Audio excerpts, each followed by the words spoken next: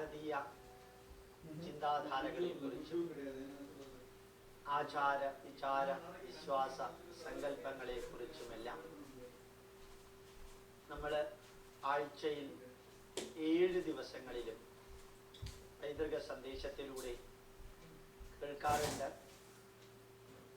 1000-ലധികം ദിവസങ്ങളായി ഈ സന്ദേശങ്ങൾ നമ്മളെല്ലാവരും പങ്കുവയ്ക്കുന്നു.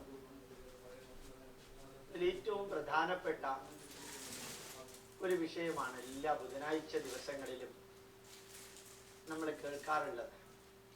നമ്മുടെ ഗ്രന്ഥങ്ങളെ കുറിച്ചുള്ള, അവയുടെ ഉള്ളടക്കത്തെ കുറിച്ചുള്ള ഒരു സംക്ഷിപ്ത രൂപമാണ് ബുധനാഴ്ച ദിവസങ്ങളിൽ കേൾക്കുക.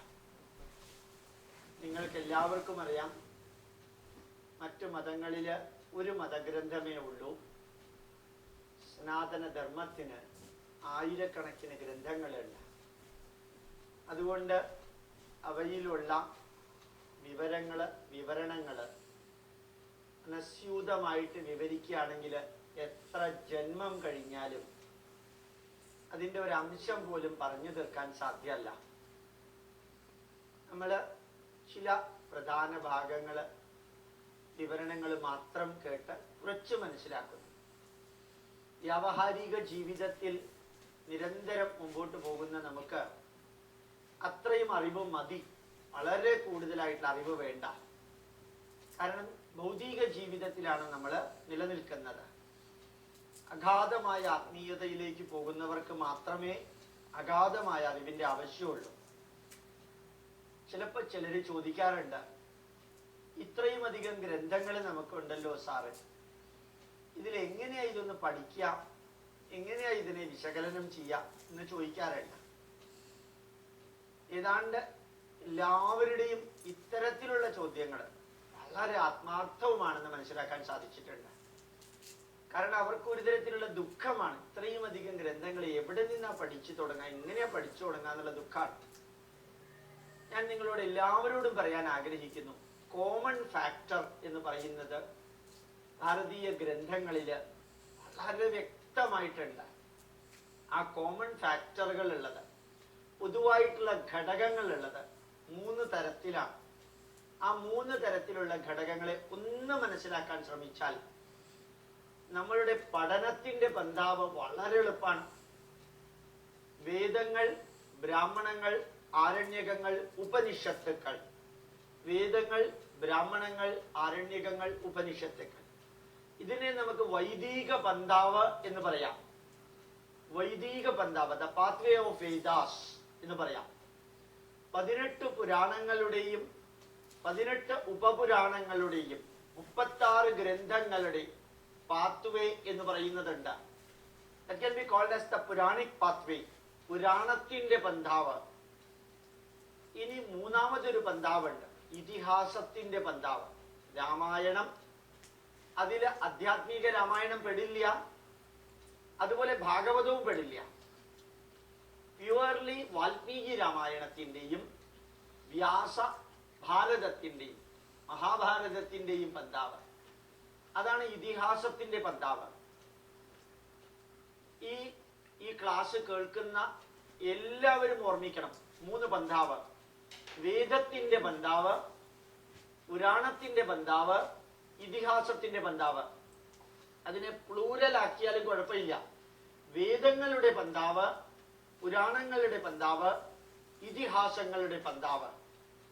ഇതിൽ നമ്മൾ ഓർമ്മിക്കാനുള്ളത്, വേദങ്ങളില് കഥകളില്ല, സംഭവങ്ങളില്ല, വിവരണങ്ങളില്ല. വേദങ്ങളിലുള്ളത് സന്ദേശങ്ങൾ മാത്രമാണ്. വേദങ്ങളിലുള്ളത് സന്ദേശങ്ങൾ മാത്രമാണ്. അവിടെ പാപപുണ്യമില്ല, സ്വർഗ നരകമില്ല. ഏറ്റവും നല്ല വിധത്തിൽ എങ്ങനെ ജീവിക്കണമെന്ന സന്ദേശം നൽകുന്ന വേദത്തിന്റെ പന്ഥാവ്. രണ്ടാമത്തേത് പുരാണത്തിന്റെ പന്ഥാവ്. അത് കഥകളുടെ പന്ഥാവാണ്. എല്ലാ മനുഷ്യർക്കും ഇഷ്ടമാണ് കഥകൾ കേൾക്കുക. ആ കഥകളിലൂടെ മനസ്സ് പോയി കഥകളിൽ നിന്ന് നമുക്ക് സന്ദേശമെടുക്കാൻ സാധിക്കണം. ആ കഥകളുടെ സന്ദേശമാണ് പുരാണത്തിൽ നിന്ന് എടുക്കേണ്ടത്, കഥകളല്ല. പലപ്പോഴും നമ്മൾ കഥകളിൽ ഉറച്ചു നിൽക്കുകയാണ് പതിവ്. കഥകളിൽ ഉറച്ചു നിന്നാൽ പുരാണത്തിന്റെ പന്താവിൽ നിന്ന് എടുക്കാനുള്ളത് എടുത്തു എന്ന് വരില്ല. ചിലപ്പോൾ അത് ദുരാചാരവും അനാചാരവും അന്ധവിശ്വാസവും അവിടെ ചെന്ന് നമ്മളെ എത്തിക്കും. പല ചോദ്യങ്ങൾക്ക് നമുക്ക് ഉത്തരം പറയാൻ സാധിച്ചു എന്ന് വരില്ല. അതുകൊണ്ട് പുരാണത്തിന്റെ പന്താവ് കഥകളുടെ പന്താവാണ്, പുരാണ കഥകളുടെ പന്താവാണ്. ആ കഥകൾ വായിച്ച് അതിൽ നിന്ന് നമ്മൾ സന്ദേശങ്ങൾ എടുക്കണം. അതാണ് നമ്മൾ ജീവിതത്തിൽ പകർത്തേണ്ടത്. പുരാണങ്ങളില് നന്മ തിന്മകളുണ്ട്, സുഖ ദുഃഖങ്ങളുണ്ട്, ജയപരാജയങ്ങളുണ്ട്, സ്വർഗ നരകങ്ങളുണ്ട്. നന്മ ചെയ്താൽ എന്ത് ഫലം കിട്ടും, തിന്മ ചെയ്താൽ എന്ത് സംഭവിക്കും, സ്വർഗം എന്ന് പറഞ്ഞാൽ എന്ത്, നരകം എന്ന് പറഞ്ഞാൽ എന്ത്, ഇതിന്റെ വിവരണങ്ങളും അവിടേക്ക് നമ്മളെ എത്തിക്കുന്നത് എന്താണെന്നുള്ളതും കഥകളിലൂടെയാണ് നമുക്ക് മനസ്സിലാക്കാൻ സാധിക്കുക. പുരാണ കഥകളില് സന്തോഷം, സംതൃപ്തി, ചാരിതാർത്ഥ്യം, ബഹുമാനം, കരുണ, ദയ, ആനന്ദം, കടപ്പാട്, ബഹുമാനം, അതേപോലെയുള്ള സത്യസന്ധത, കൃത്യനിഷ്ഠ, ഡിവോഷൻ, ഡെഡിക്കേഷൻ തുടങ്ങിയ എല്ലാ നന്മകളും ചെയ്താൽ എന്ത് ഫലം കിട്ടുമെന്ന് പുരാണ കഥകളിലുണ്ട്. ആസുരീകമായ നെഗറ്റീവുകൾ ചെയ്താൽ എന്ത് ഫലം കിട്ടുമെന്നും പുരാണ കഥകളിൽ നിന്ന് മനസ്സിലാക്കണം. മൂന്നാമത്തെ പന്താവ് ഇതിഹാസത്തിന്റെ പന്താവ്. അത് അനുഭവങ്ങളുടെ പന്താവാണ്, കഥകളുടെ പന്താവല്ല, അനുഭവങ്ങളുടെ പന്താവാണ്. ശ്രീരാമൻ എങ്ങനെ ജീവിച്ചു, കൃഷ്ണൻ എങ്ങനെ ജീവിച്ചു, ധർമ്മപുത്രര്, ലക്ഷ്മണൻ, പാഞ്ചാലി, ഗാന്ധാരി, ധൃതരാഷ്ട്രര്, വിദുരര്, ഭീഷ്മര്, ദ്രോണര്, ഭരതൻ, ശത്രുഘ്നൻ, അതുപോലെ ദശരഥൻ, കൈകേയി, മന്ദര, കൗസല്യ, ഇവരെങ്ങനെ ജീവിച്ചു എന്ന് നമുക്ക് കാണിച്ചു തരാം. ജീവിതത്തിന്റെ പന്താവ്, അനുഭവത്തിന്റെ പന്താവ്. അത് ആ സ്ഥാനത്ത് നമ്മളാണെങ്കിൽ നമുക്ക് എന്തെല്ലാം അറിയാൻ സാധിക്കുമെന്ന് അറിഞ്ഞുകൊണ്ടാണ് ആ അനുഭവങ്ങൾ ജീവിതത്തിൽ പകർത്തണമോ വേണ്ടയോ എന്ന് തീരുമാനിച്ച് ജീവിതത്തിൽ പകർത്തി മുമ്പോട്ട് പോകാനുള്ളത്. വീണ്ടും ഓർമ്മിപ്പിക്കുന്നു, വേദത്തിന്റെ പന്താവ്, പുരാണത്തിന്റെ പന്താവ്, ഇതിഹാസത്തിന്റെ പന്താവ്.